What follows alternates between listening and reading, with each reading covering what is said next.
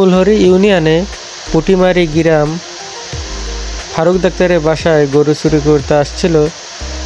মালমারি গ্রামে বাসা, ওনার নাম হচ্ছে সোহেল।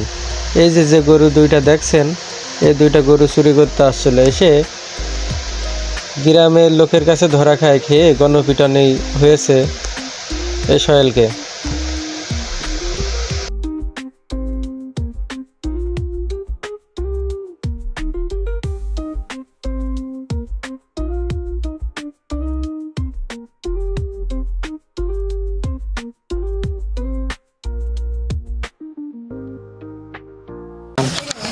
তোর নাম কি রে?